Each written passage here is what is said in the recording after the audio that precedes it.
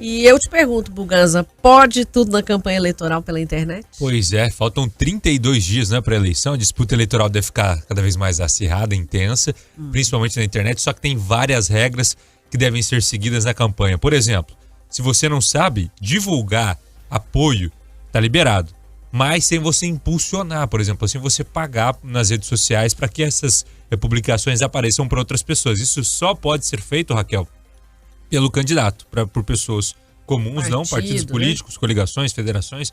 Esses sim podem, se não, do contrário, é crime eleitoral.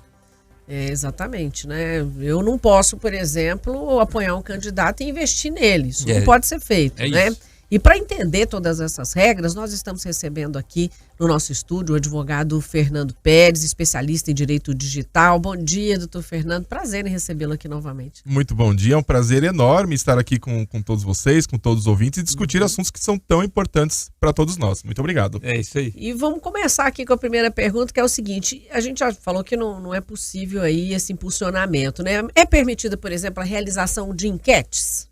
Olha, até antes do período do início da campanha eleitoral, nós poderíamos realizar essas pesquisas informais, né?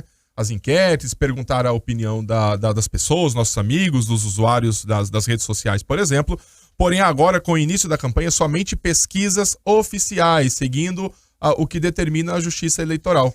Porque, nesse momento, as enquetes, né? E até mesmo falsas enquetes que existem para direcionar a opinião, né, a visão do eleitor, do usuário, principalmente nas redes sociais, acaba por atrapalhar todo esse processo. Então agora somente pesquisas registradas na Justiça Eleitoral. Seja, se eu abrir meu Instagram lá, colocar uma pesquisa em quem você vai votar, colocar opções de candidato, isso é considerado até crime eleitoral. Dependendo do caso, se for identificado ainda que aquilo foi realizado com o propósito de direcionar a opinião do eleitor, e existem muitos candidatos que fazem essas falsas enquetes para direcionar para falsos resultados, isso pode ser considerado crime eleitoral, sim, com consequências, inclusive, depois do próprio dia da votação. Então, nós, eleitores, devemos tomar cuidado, né? Assim, não há um problema em discutir, ter a liberdade de expressão, de perguntar para as outras pessoas, discutir qual que é a opinião pessoal ou do grupo, mas pesquisas agora somente aquelas formais registradas na Justiça Eleitoral. Para não induzir voto, né? Então, e eu posso enviar para minha lista, por exemplo, de contatos, material de apoio a um candidato que eu gosto, por exemplo, que eu apoio, ou isso também é proibido, né? Porque tem a questão da LGPD, que é a Lei Geral de Proteção de Dados, né? Que faz restrição também para essa distribuição sem autorização da pessoa. Então, eu gosto de um candidato e resolvo espalhar um monte de coisa dele. Veja só, existem duas visões agora que a gente tem que analisar, a do candidato e a do eleitor, do simpatizante.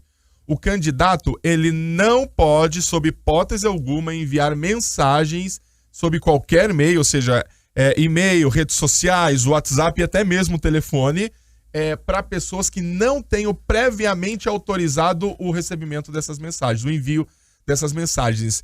E eu mesmo já tenho recebido mensagens de diversos candidatos no estado, muitos deles até que eu não conheço.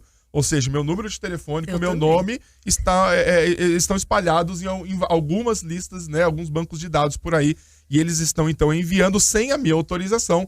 Isso é algo que não é permitido pela legislação. É crime eleitoral também? É crime eleitoral e há um agravante.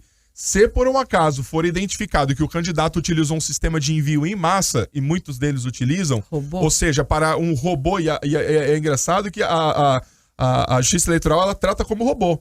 O uso de robôs, ou seja, para administração de redes sociais, para o envio de mensagens em massa, isso pode causar uma cassação do mandato, mesmo se ele for eleito, ou seja, ele sendo eleito, pode haver uma cassação, uma inelegibilidade ou até mesmo o pagamento de multas, mesmo depois. Então não é que a Justiça Eleitoral ela vai averiguar essas informações agora e pode responsabilizar depois, mesmo que ele ganhe, se for comprovado que isso teve influência, ele pode perder. Agora, o eleitor, nada impede que ele envie os materiais, as informações, a sua opinião, para o seu círculo de contatos, né? Pode enviar para o grupo familiar, grupo de amigos, para o grupo de WhatsApp, nas redes sociais. O que ele não pode é enviar para pessoas que não tenham autorizado o recebimento dessas mensagens que ele não conheça. Né? Doutor, e a gente sabe que tem alguns aplicativos, né, para a gente fazer denúncia, né, principalmente aplicativos grátis que a gente pode baixar, o Pardal é um deles, o mais conhecido, né, quem estiver acompanhando a gente pode fazer esse download, eu posso de repente fazer um print dessa mensagem que eu recebi com o número que me encaminhou para fazer essa denúncia? Sem dúvida, é muito bem observado, porque a Justiça Eleitoral ela vai conseguir conduzir essas investigações mediante as nossas denúncias. Ou seja, é muito importante que eu identifiquei, por exemplo, o envio indevido de uma mensagem não autorizada. Eu devo, então, tirar o print, registrar essas informações. Eu preciso demonstrar de onde está vindo, a data e o horário e o conteúdo, e posso fazer uma denúncia para a Justiça Eleitoral, sem dúvida, e ela vai fazer essas averiguações e vai verificar a gravidade disso tudo que aconteceu. A Júlia até falou isso, ela, gente, eu continuo recebendo essas mensagens. Tem um candidato me mandando, eu mandei naquele pardal. Ela fez a denúncia. É o correto. É só assim que a gente vai conseguir regular essas questões, porque é incrível como mencionamos, né? Existe uma lei que trata sobre isso, a LGPD. É incrível que os candidatos eles se esquecem que eles devem cumprir com essa lei também.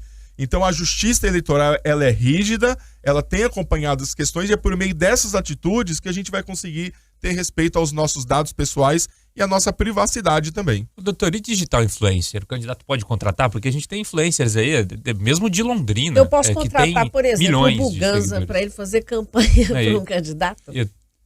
Eu tenho pouquinho, eu não tenho muitos seguidores. Eu posso fazer, por exemplo, eu não vou poder contratar alguém, pagar alguém para fazer essa campanha indireta para mim. Uhum. Porque isso pode ser considerado vários crimes, além, né, de uma propaganda irregular, até uma declaração irregular também dos gastos. Eu não posso pagar para alguém e essa pessoa nada impede, porém, que um influenciador, alguém que tenha opinião, tenha uma preferência política e a declare. Aí é liberdade de expressão.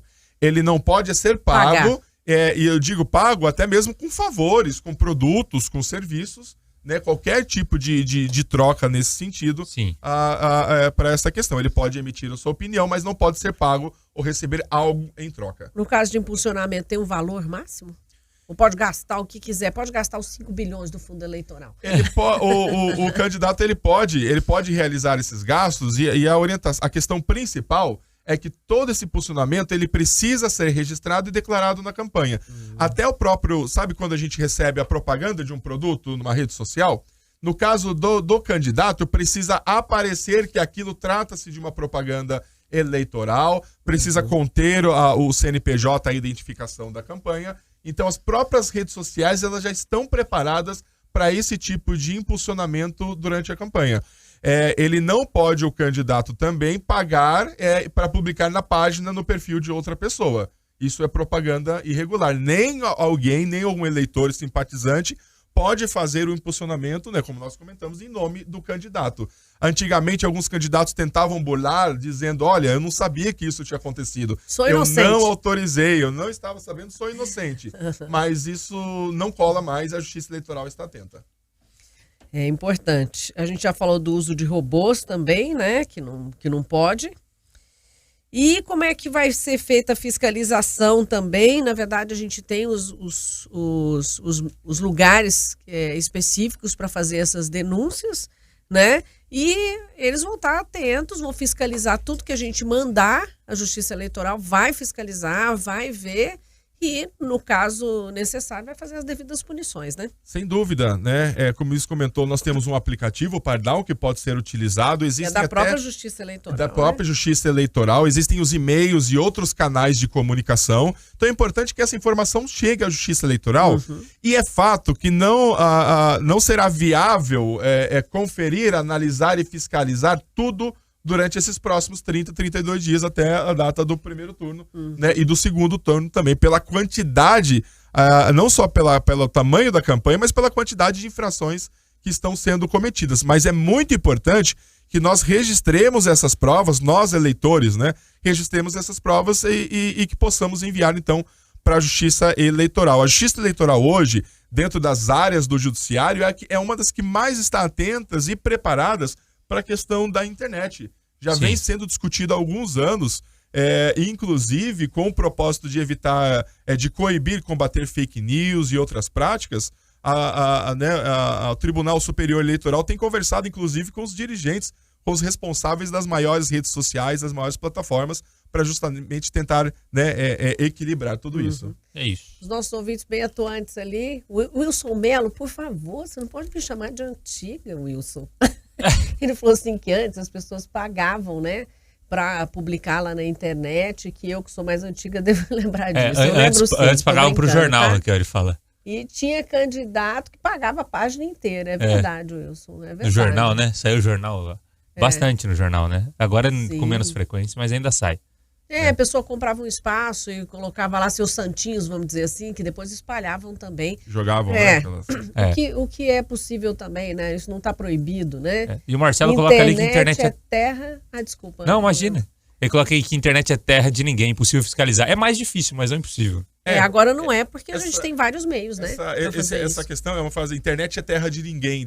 A gente tem uma sensação, muitas vezes, que a gente não consegue controlar. Legislação nós temos completa e adequada. Não é falta de leis. É impossível fiscalizar, eu não diria, mas de fato a movimentação da internet hoje é muito grande.